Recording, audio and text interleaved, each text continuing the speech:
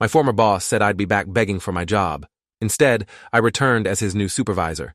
The email notification appeared on my phone at 9:23 on a Thursday morning, and I knew immediately what it was. The subject line read, "Organizational restructure, effective immediately." I was sitting in my corner office at Apex Dynamics, reviewing quarterly projections, when I saw the sender's name, Gregory Thornton, my former boss, the man who'd told me 18 months ago that I was making the biggest mistake of my career, the man who'd laughed when I turned in my resignation and said I'd be back within 6 months, begging for my old position, the man who had no idea that the restructuring announcement he was about to receive would make me his direct supervisor. I opened the email and read the corporate language carefully crafted by our parent company's legal team. Effective immediately, the regional divisions of Thornton Industries and Apex Dynamics would merge under unified leadership. Gregory Thornton, currently Regional Director of Operations for Thornton Industries, would report directly to Nathan Cross, Vice President of Integrated Operations for Apex Dynamics. My hands were steady as I forwarded the email to my assistant with a simple note. Schedule a one-on-one with Gregory Thornton for tomorrow morning, 8 a.m., Conference Room C. Then I leaned back in my chair and allowed myself a moment to process what was about to happen. I'd been working in supply chain management for 6 years when I first met Gregory Thornton.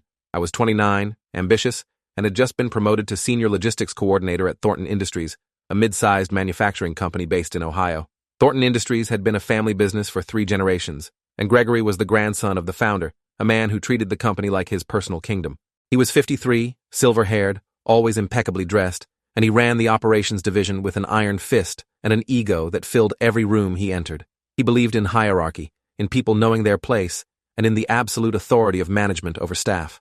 My first meeting with him had been in his office, a space designed to intimidate with its massive desk, leather chairs, and walls covered in awards and photographs of Gregory with various business leaders and politicians. He'd looked at my resume, then at me, and said, "You went to Ohio State, public school. Not my preference, but your numbers are good. Don't make me regret this promotion." I'd smiled and thanked him, ignoring the condescension because I needed the job and the salary increase that came with it. For 2 years, I worked under Gregory's leadership, and during that time, I learned 2 important lessons. First, I was very good at my job. I streamlined our logistics processes, reduced shipping costs by 18%, and implemented a tracking system that cut delivery errors by 32%. Second, Gregory Thornton would never acknowledge any of that because he saw me as beneath him, a worker bee whose success only reflected well on his management. Every innovation I proposed, he claimed as his own in meetings with senior leadership. Every problem I solved, he framed as him having guided me to the solution.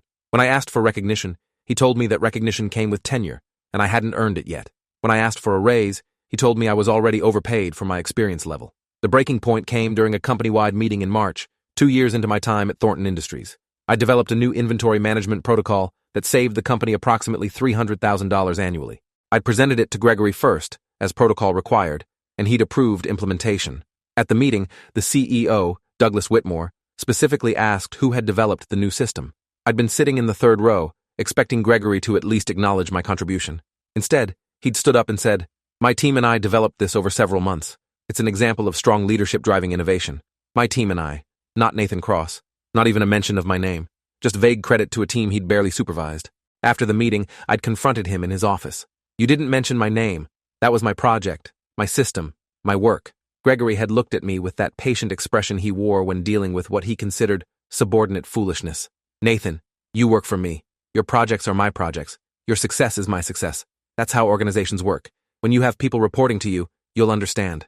I'd felt anger rise in my chest, hot and sharp. "I deserve recognition for my work." Gregory had leaned back in his chair. "You deserve what I decide you deserve. If you don't like that arrangement, you're free to seek employment elsewhere. But I'll tell you right now, no reputable company will hire someone with an attitude problem. Learn to be grateful for what you have." I'd walked out of his office and started updating my resume that same evening. Within 3 weeks, I had interviews scheduled with 4 companies. Within 6 weeks, I had 2 offers. One was from a competitor offering a modest salary increase and a similar role. The other was from Apex Dynamics, a newer company that had been aggressively expanding in the supply chain optimization space. They were offering me a position as operations manager with a significant salary increase, and more importantly, actual autonomy and recognition.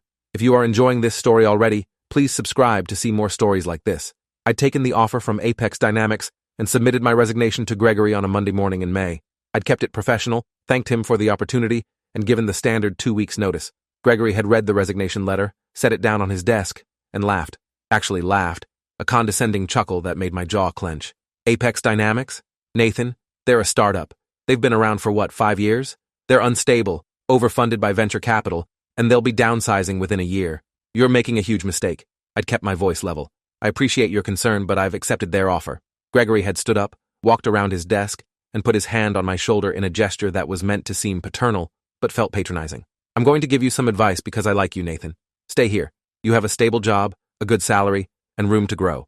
If you leave for some flashy startup promising you the world, you'll be back here in 6 months begging for your old position, and I might not have it available. I'd stepped back, removing his hand from my shoulder. I won't be back. Gregory's expression had hardened. Yes, you will. Because you don't understand how the real business world works. You think innovation and hard work are enough? They're not. You need stability, you need established companies with proven track records, and you need mentors who know better than you. I'm that mentor, Nathan. Don't throw away your career because your ego is bruised. I'd looked at him, at his expensive suit and his self-satisfied smile, and felt absolute certainty that leaving was the right choice. My last day will be May 31st. I'll ensure all my projects are properly documented for my replacement. Gregory had walked back to his desk, sat down, and picked up a document like I'd already ceased to exist. Your replacement won't need your documentation. Anyone competent can figure out what you were doing. You're not as indispensable as you think you are. I'd left his office and worked the final 2 weeks in near silence. Gregory barely acknowledged me, and when he did, it was with cutting remarks about how I'd learned my lesson soon enough. On my last day, he'd called me into his office one final time. I'm required to conduct an exit interview, he'd said, not looking up from his computer. Why are you leaving Thornton Industries? I'd kept my answer professional. I'm pursuing an opportunity that aligns better with my career goals. Gregory had typed something, still not looking at me. Do you have any feedback about your experience here? I'd considered telling him everything. About the stolen credit, the condescension, the way he treated employees like interchangeable parts. Instead, I'd said, no feedback. Thank you for the opportunity. He'd finally looked up. You'll be back, Nathan.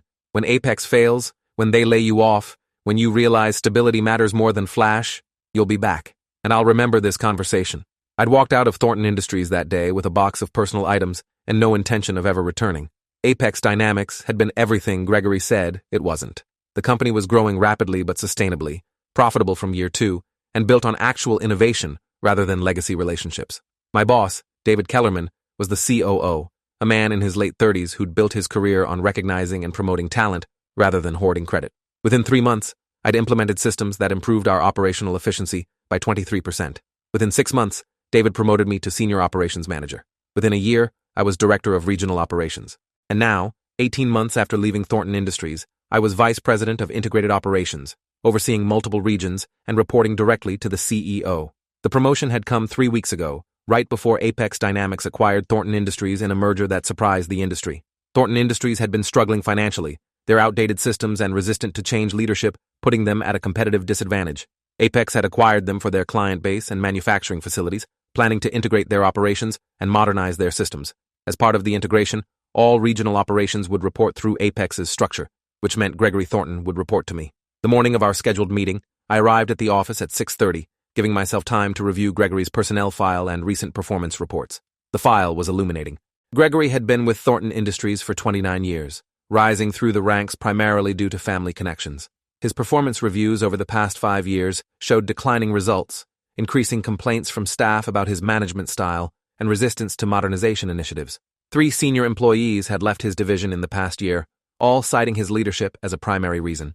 The most recent note in his file was from Douglas Whitmore, the former CEO of Thornton Industries, written 2 months before the acquisition.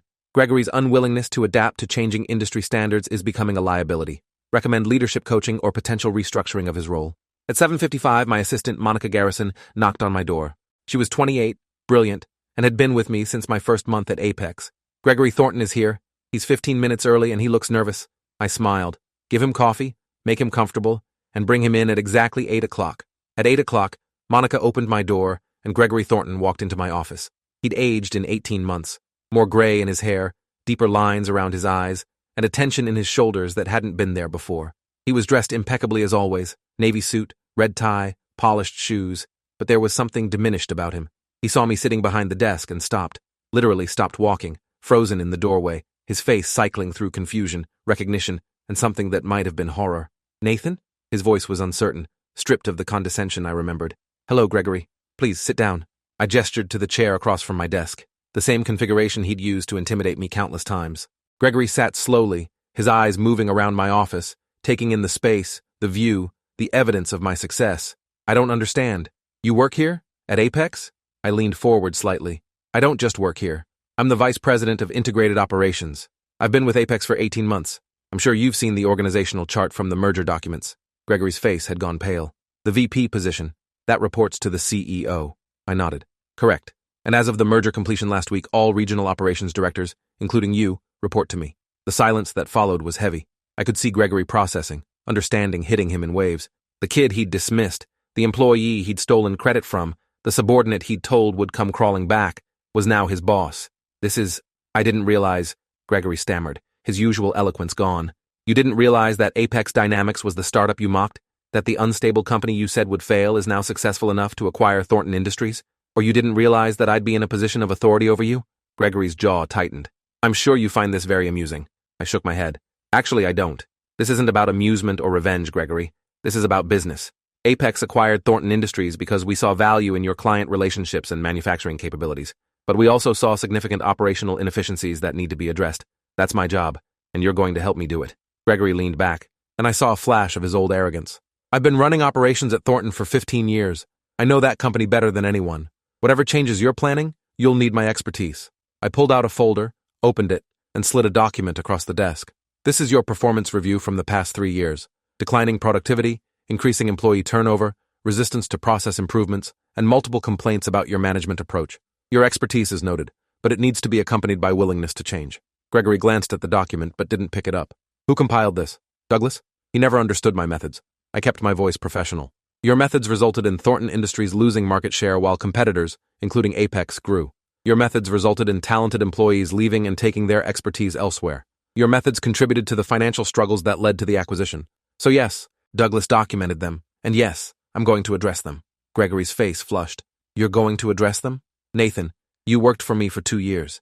You were adequate but hardly exceptional. Now you've been at some tech company for a year, and you think you can tell me how to run operations? There it was. The condescension, the dismissiveness, the fundamental inability to see me as anything other than the subordinate he'd once controlled. I pulled out another document. Let me share some numbers with you. In the 18 months I've been at Apex, I've implemented operational systems that reduced costs by 28%, improved delivery times by 35%, and increased customer satisfaction ratings by 42%. Our division's revenue grew by $63 million, and we did it with a team that's engaged, motivated, and constantly innovating. I slid the document across. These are metrics, Gregory. Measurable results. Now show me yours. Gregory stared at the document, and I watched his confidence crack. He couldn't show me better results because he didn't have them. His division at Thornton had stagnated while the industry evolved around him. Things are different at Thornton, he said finally. Different company culture, different challenges. I nodded. You're right, which is why we're changing the culture and addressing the challenges. Starting with leadership. You have 2 options, Gregory. Option 1.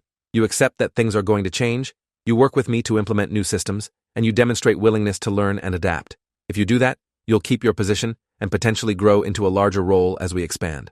Option 2. You resist, you undermine the changes, and you make yourself obsolete. If you choose option 2, we'll part ways professionally and you can seek employment elsewhere. The echo of his own words from 18 months ago hung in the air. Gregory heard it too. I could see it in his eyes. You're threatening to fire me because I didn't coddle your ego when you worked for me? I kept my expression neutral. I'm explaining your options because you're now part of a larger organization with different standards. This has nothing to do with our past and everything to do with your future performance.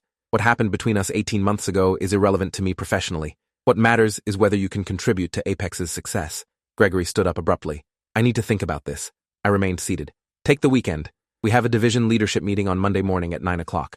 I expect you to be there, prepared to discuss operational integration plans. Monica will send you the agenda and preparation materials. Gregory walked to the door, stopped, and turned back. You know what I think? I think you orchestrated this whole thing. I think you specifically targeted Thornton Industries for acquisition just to get back at me. I felt a flash of anger, but kept it contained. Gregory, you're not that important. Apex acquired Thornton Industries because the numbers made sense, because your client base was valuable, and because your outdated systems presented an opportunity for improvement. This has nothing to do with you personally. The fact that you report to me now is a consequence of the corporate structure, not a revenge plot. The sooner you accept that, the better for both of us. Gregory left without another word. After the door closed, Monica appeared. How did it go? I rubbed my eyes. About as well as could be expected. He's going to resist this. Monica sat down in the chair Gregory had vacated. You know, when David told me about the Thornton acquisition and I saw Gregory's name on the organizational chart, I thought you might reject the whole integration. I looked at her. Why would I do that? She smiled slightly. Because he was awful to you. Because he stole your credit, dismissed your work, and told you you'd fail. Because having him report to you is complicated. I shook my head. It's only complicated if I make it complicated. Gregory is an employee now, same as anyone else. If he performs well, he'll succeed here. If he doesn't, he won't. His past behavior toward me is irrelevant to his current performance standards. Monica looked skeptical. You're more forgiving than I would be. I laughed shortly. I'm not forgiving anything. I'm just refusing to let our history determine my professional decisions. That's different. Over the weekend, I received 3 emails from Gregory. The first, sent Friday evening, was formal and brief. Received the meeting materials. Will be prepared for Monday's discussion. The second, sent Saturday afternoon, was longer. Upon reviewing the proposed operational changes, I have significant concerns about implementation feasibility given Thornton's existing infrastructure. We should discuss alternative approaches. The third, sent Sunday night, was almost desperate. Nathan, I think we should meet privately before Monday's leadership meeting. There are sensitive matters regarding the Thornton team that need to be addressed confidentially. I responded only to the first email. See you Monday at 9 o'clock. I wasn't interested in private meetings or alternative approaches.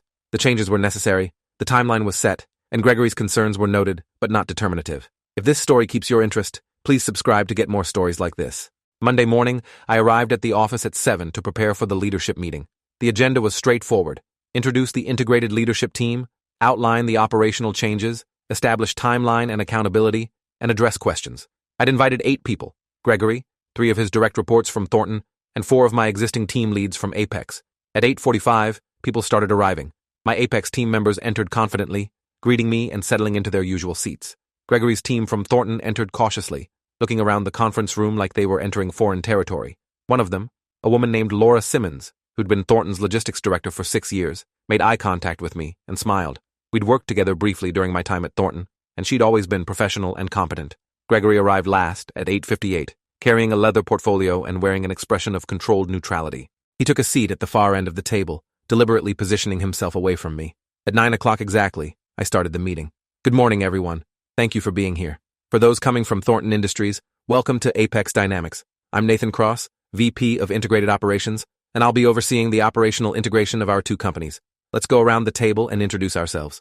The introductions were professional, each person stating their name, role, and primary responsibilities. When it was Gregory's turn, he said simply, Gregory Thornton, Regional Director of Operations, 29 years in the industry. No mention of his previous title at Thornton.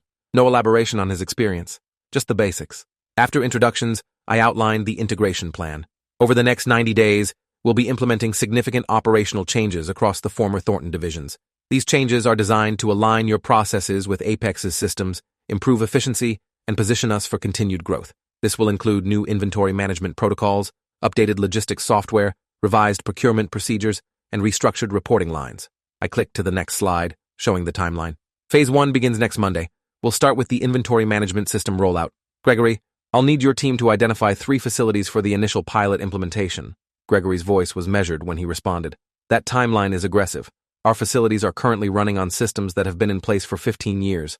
Transitioning to new software in a week could disrupt operations significantly. I nodded. Your concern is noted. That's why we're doing a pilot implementation at 3 facilities, rather than a full rollout. We'll identify and address issues before expanding. But the timeline is firm. We're not delaying needed changes because they're uncomfortable. Laura Simmons raised her hand. Nathan, I actually think the new system will be an improvement. We've been requesting modernization for years. My team is ready to support the pilot. Gregory shot her a look that I pretended not to see. Thank you, Laura. I'll have my team coordinate with yours on facility selection. The meeting continued for another hour, covering each phase of the integration, assigning responsibilities, and addressing questions. Throughout, Gregory remained mostly silent, offering only brief responses when directly asked and otherwise maintaining a posture of detached compliance. His team from Thornton, by contrast, seemed increasingly engaged, asking thoughtful questions and showing genuine interest in the changes. After the meeting ended, Laura approached me. Nathan, can I speak with you privately? We stepped into a small conference room nearby. Laura closed the door and said, I want you to know that many of us on the Thornton side are relieved about this acquisition.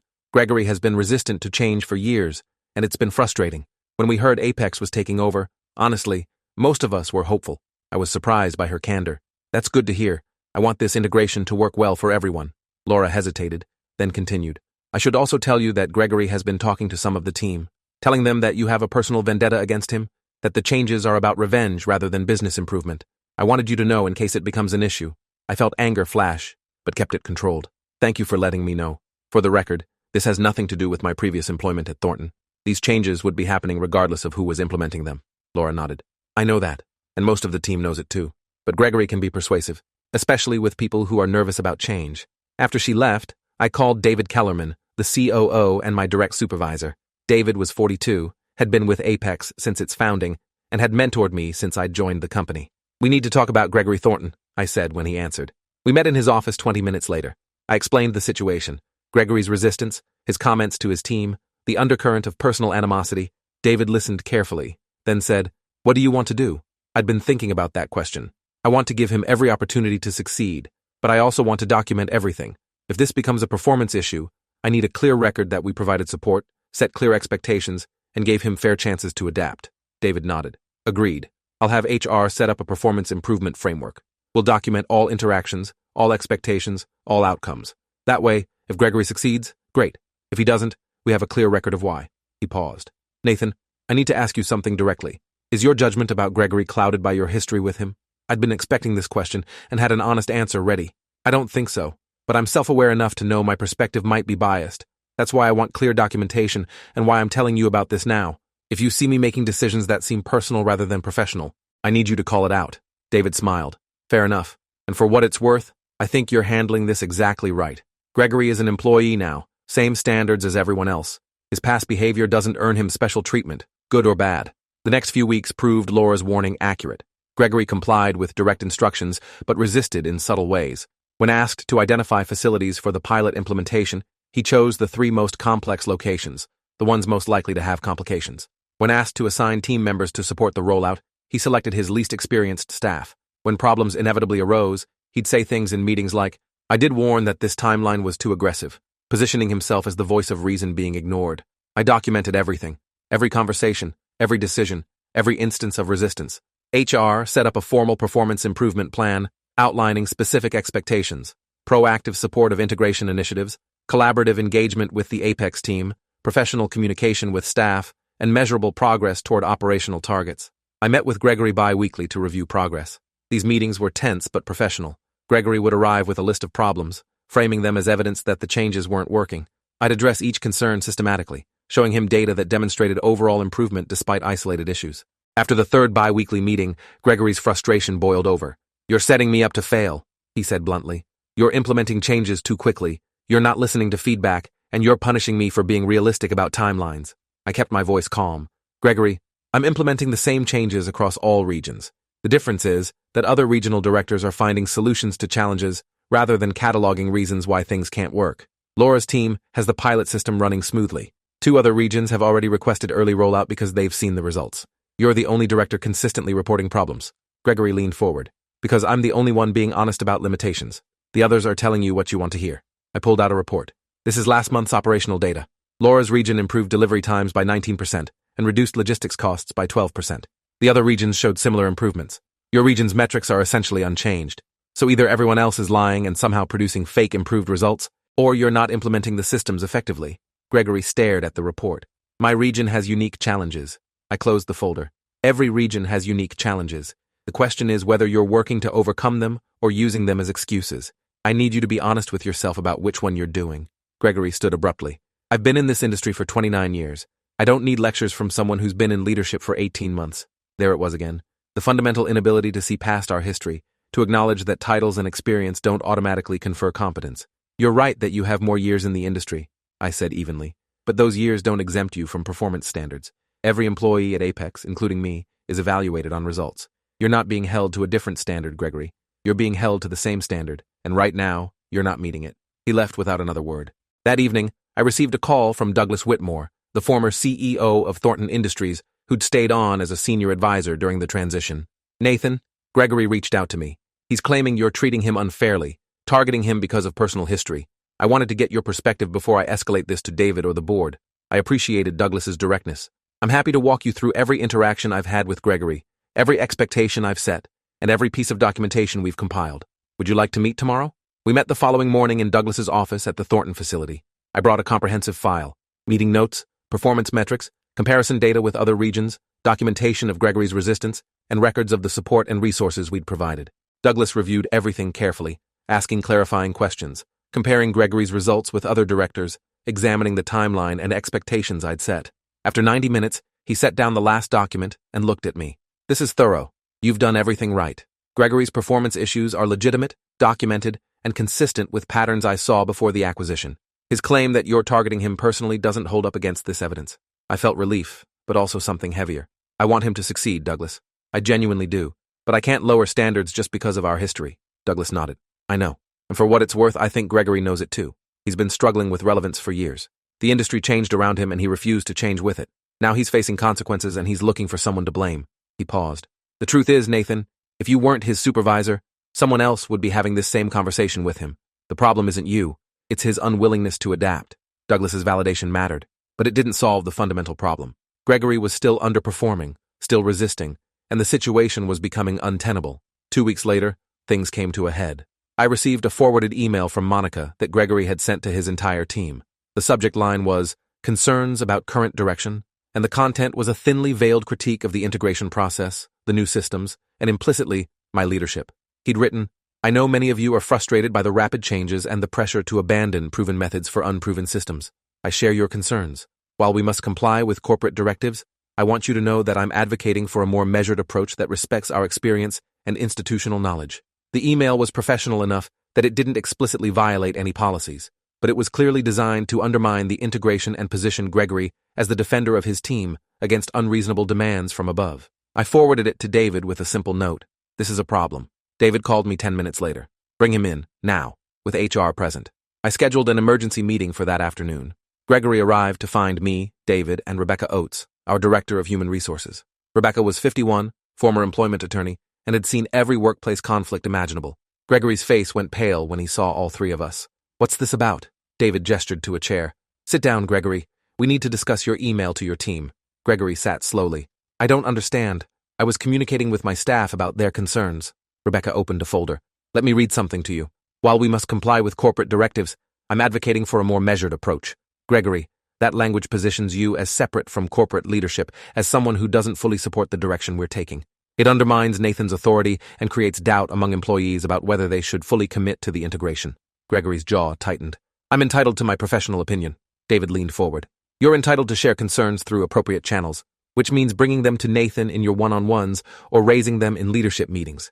You're not entitled to undermine integration initiatives to your team. That's insubordination." The room went very quiet. Insubordination was a serious charge, one that could justify immediate termination. Gregory looked between the three of us. "This is because of Nathan's personal vendetta. He's wanted me gone since day one. I'd stayed silent up to this point, but now I spoke. Gregory, I have your performance file here. 3 months of documentation showing that I've provided clear expectations, regular feedback, adequate resources, and fair evaluation. I've compared your results to other regional directors to ensure I'm not holding you to different standards. I've met with you bi-weekly to address concerns and provide support. None of that suggests a vendetta. What it shows is that you're not meeting performance standards and you're now actively undermining the integration process." Rebecca added, "We also have documentation of your complaints to Douglas Whitmore, your resistance in leadership meetings, and now this email. The pattern is clear. You disagree with the direction Apex is taking, you're unwilling to adapt, and you're working to create resistance among your team." Gregory's face had gone from pale to flushed. "So what? You're firing me? After 29 years in this industry, I'm being fired because I won't fall in line with some kid's grand plans?" David's voice went cold. "Gregory, you're not being fired. Yet. You're being placed on a formal performance improvement plan with very specific measurable objectives. You have 60 days to demonstrate that you can meet performance standards and support organizational initiatives. If you can do that, you'll keep your position. If you can't, we'll part ways." Rebecca slid a document across the table. "This outlines the specific requirements, the metrics we'll use to evaluate your performance, and the timeline. You have the right to review this with an attorney before signing, but I need to be clear. If you choose not to sign, that will be considered a resignation." Gregory stared at the document like it was a snake. 60 days. David nodded. 60 days. "And Gregory, this isn't personal. This is business. You're being held to the same standards as every other employee. If you meet them, great. If you don't, we'll both move on." Gregory picked up the document, stood, and walked out without signing it. Rebecca looked at me. He's going to fight this. The next morning, I arrived at the office to find an email from an attorney named Michael Brennan of Brennan and Associates, representing Gregory Thornton. The email outlined a claim of wrongful treatment based on personal animosity, created a hostile work environment, and violation of employment agreements. It demanded that I recuse myself from Gregory's supervision and that an independent review of the situation be conducted. I forwarded the email to our legal department and called David. "Gregory's hired an attorney." David sighed. "Of course he has. Let legal handle it. In the meantime, we continue documenting everything, and we proceed with the performance improvement plan exactly as outlined. Our attorney, Catherine Finch, a partner at a firm specializing in employment law, called me that afternoon. I've reviewed the claim. It's weak. They're going to struggle to prove wrongful treatment when you have this level of documentation showing fair, consistent evaluation. But we'll need to respond formally, and we should prepare for the possibility of litigation. I felt exhausted. This is exactly what I was trying to avoid. Catherine's voice was kind. I know, but sometimes people choose to fight rather than adapt. That's not your fault. Over the next 2 weeks, attorneys exchanged letters. Michael Brennan demanded an independent investigation. Catherine Finch responded by providing the complete documentation of my interactions with Gregory, the comparison data with other regional directors, and testimony from HR and David about the process we'd followed. Meanwhile, Gregory's performance continued to decline. His team, now aware of the conflict between us, was caught in the middle. Some remained loyal to Gregory, viewing him as a victim of corporate overreach. Others, like Laura, continued to engage productively with the integration. The division was creating exactly the kind of instability I'd been trying to prevent. In the 4th week of the 60-day improvement plan, I received a call from Laura. "Nathan, I need to tell you something, but it needs to stay confidential." I agreed, and she continued. "Gregory has been talking to some of the team about sabotaging the new systems. Not explicitly, but suggestions like, if the system fails, maybe corporate will listen to our concerns about the timeline. I think he's hoping that problems with implementation will prove he was right all along." I felt cold settle in my chest. "That's a serious allegation, Laura. Do you have evidence?" She hesitated. "I have notes from conversations, and there's one email where he suggested we slow down implementation to ensure quality, but nothing explicitly saying to sabotage anything." I thanked her and immediately contacted Catherine Finch. We might have a bigger problem. Catherine listened to the situation and said, "If Gregory is encouraging his team to sabotage systems, that's grounds for immediate termination. But we need evidence. Suggestions and implications won't be enough if he's lawyered up." We set up monitoring on the system implementations in Gregory's region, tracking any anomalies or issues that seemed intentional rather than accidental. We also had HR reach out confidentially to team members, creating a safe channel for them to report concerns. 3 days later, we got the evidence we needed. A team member in Gregory's region, a young logistics coordinator named Mitch Donovan, came forward with emails. In them, Gregory had written things like, "Don't rush to complete the transition. If we're thorough and take our time, maybe corporate will see that their timeline is unrealistic. And, if the system has problems, document them extensively. We need to build a case for why the old methods were better." The emails didn't explicitly say to sabotage anything, but the intent was clear. Slow down implementation, emphasize problems, create ammunition for arguing against the changes. Catherine reviewed the emails with David, Rebecca, and me. "This is enough," she said. "He's not actively supporting organizational initiatives as required by his role. He's encouraging resistance. That's terminable." David looked at me. "Your call, Nathan. He reports to you." I thought about Gregory sitting in my office 18 months ago, telling me I'd be back begging for my job. I thought about all the credit he'd stolen, the condescension, the dismissiveness. I could have felt satisfaction in this moment. Instead, I mostly felt tired. "Let's give him one more chance," I said. "Bring him in, show him the emails, explain that this behavior is unacceptable, and give him a final warning. If he chooses to change course, we'll let him complete the 60 days. If not, then we terminate." David raised an eyebrow. "You're being more generous than I would be." I shrugged. "Maybe, but I want to be able to look back on this and know I did everything possible to help him succeed. If he still fails, that's his choice." We called Gregory in the next morning.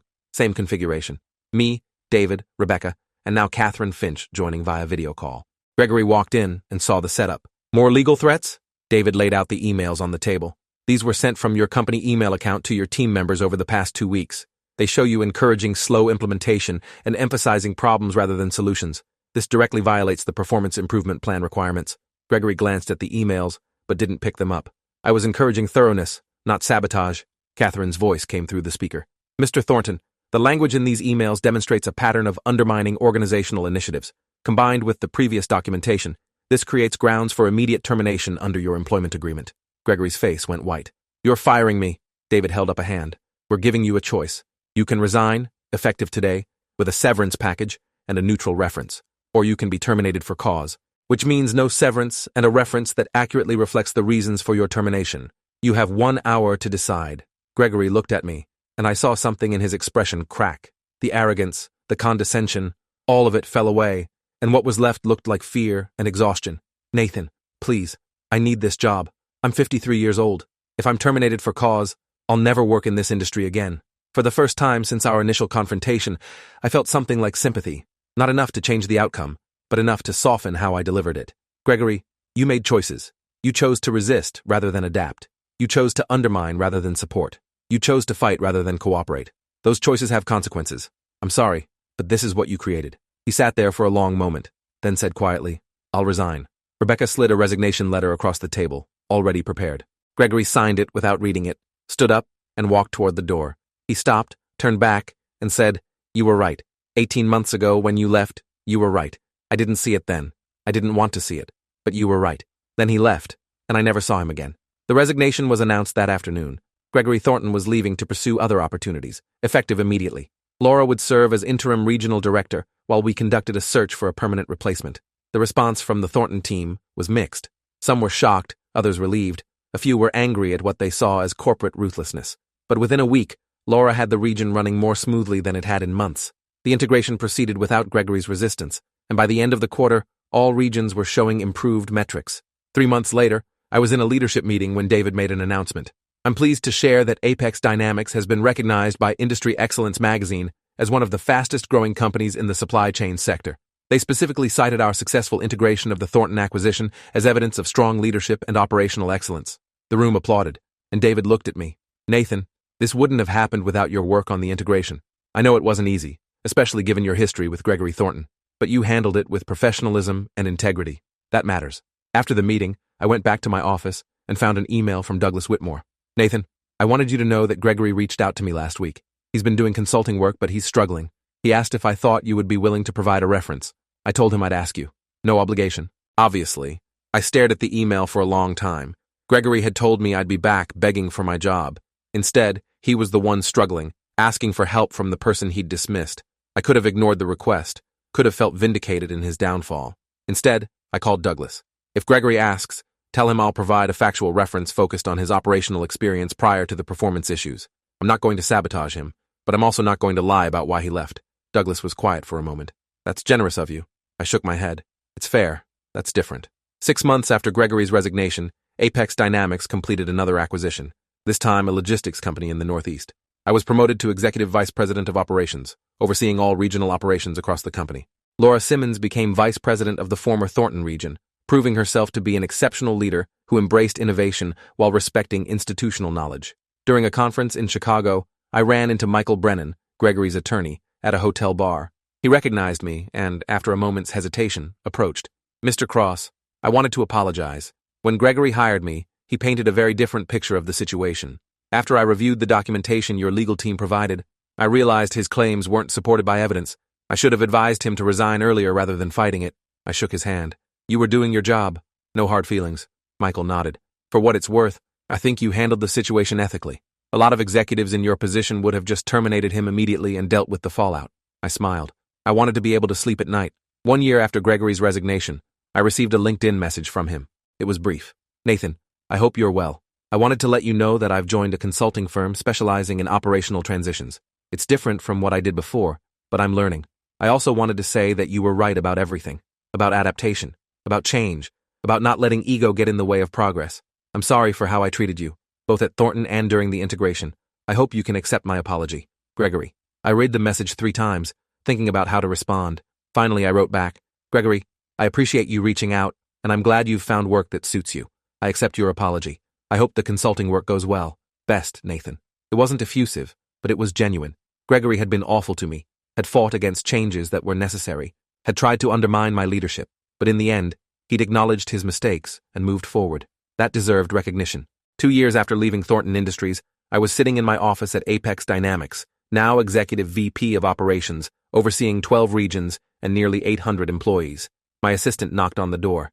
Nathan, you have a visitor. He doesn't have an appointment, but he said you'd want to see him. I looked up, curious. Who is it? She stepped aside, and Gregory Thornton walked into my office. He looked different. Older, yes, but also calmer, less rigid. He was carrying a book. Nathan, I'm sorry to drop in unannounced. I was in the area and I wanted to give you this. He held out the book. It was titled, Leading Through Change, A Guide for Executives in Transition. I took it and saw that Gregory's name was listed as a contributing author. You wrote a book? Gregory smiled slightly. A chapter, about resistance to change and how to overcome it. I used my experience at Thornton as a case study. Obviously, I changed names and identifying details. But I wanted you to have a copy because, in a very real way, you were the catalyst for everything I wrote about. I paged through it, finding his chapter. The title was When Experience Becomes Limitation, Learning to Adapt After Decades of Success. This is impressive, Gregory. He sat down in the chair across from my desk, the same chair where we'd had our first confrontation 2 years ago. I spent 29 years believing that experience was enough, that if I just stuck to proven methods, I'd continue to succeed. You showed me that the world had changed, and I hadn't changed with it. That was a painful lesson, but it was necessary. I set the book down. I never wanted you to fail, Gregory. I just needed you to meet the same standards as everyone else. Gregory nodded. I know that now. At the time, I convinced myself you were targeting me out of revenge. It was easier to blame you than to admit I was the problem. We sat in silence for a moment. Then Gregory said, Can I ask you something? When you first walked into my office and I realized you were my boss, what were you thinking? Were you happy about it? Did you feel vindicated? I thought about that. Honestly, I felt nothing. Not happiness, not vindication, not revenge. I just saw another employee who needed to meet performance standards. The history between us felt irrelevant to the job I needed to do. Gregory absorbed that. That's what made it so hard. I expected you to gloat or punish me, and instead you just treated me like anyone else. It forced me to confront that the problem wasn't you. It was me. He stood up. I won't take more of your time. I just wanted to thank you for being professional when you could have been petty, for giving me chances when you could have fired me immediately, for teaching me, even when I was refusing to learn. I stood and shook his hand. I hope the consulting work continues to go well. Gregory smiled. It is, and I'm better at it because I learned humility. You taught me that. After he left, I sat at my desk holding his book. The man who'd laughed when I resigned, who'd said I'd be back begging for my job, had just thanked me for the lesson I'd inadvertently taught him. That felt like a kind of closure I hadn't known I needed. I opened the book and read his chapter. It was honest, self-aware, and genuinely insightful. He wrote about the cognitive biases that made experienced leaders resistant to change, about the organizational cultures that reinforced outdated thinking, and about the personal reckoning required to adapt. In the acknowledgments section, he'd written, To the young leader who showed me that years don't equal wisdom, and that sometimes the greatest lessons come from those we underestimate. I smiled, set the book on my shelf between other business texts, and got back to work. Gregory Thornton had said I'd be back begging for my job. Instead, I'd returned as his supervisor, held him to fair standards, and watched him eventually learn the lessons he'd refused to learn before. That wasn't revenge. It was just consequences meeting resistance, and eventually, through pain and humility, creating growth. And somehow, that was more satisfying than any vindictive outcome could have been. Not because I'd won, but because we'd both ended up better than we started. If you enjoyed this, you'll definitely want to see the next ones too. So subscribe now and let me know your take in the comments.